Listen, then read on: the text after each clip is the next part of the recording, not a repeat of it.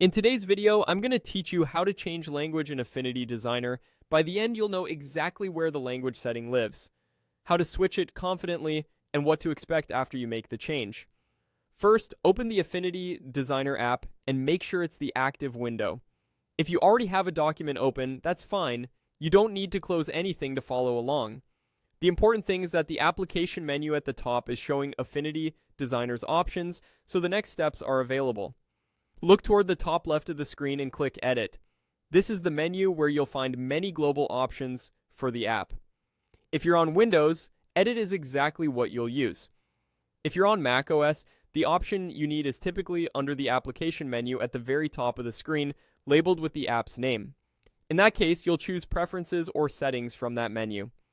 Either way, the goal is to open Affinity Designer Settings panel. Select Settings. This opens the Preferences window for Affinity Designer, where you can control how the app behaves. If you don't see the window pop up, check behind other windows or look for a highlighted icon in your taskbar or dock indicating it's waiting for your attention. Inside the Settings or Preferences window, go to the General section.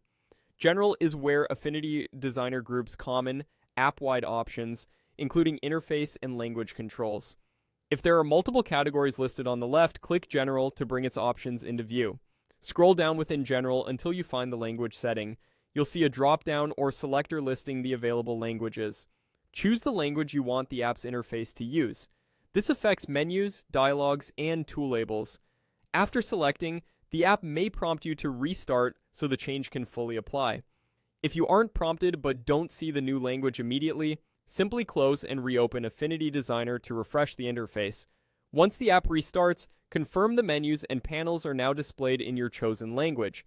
If you need to revert, just repeat these steps and pick a different option.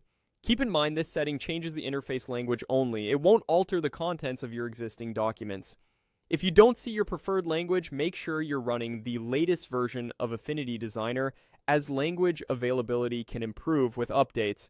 That's all there is to it. You've successfully changed the language in Affinity Designer and can continue working in the interface that suits you best.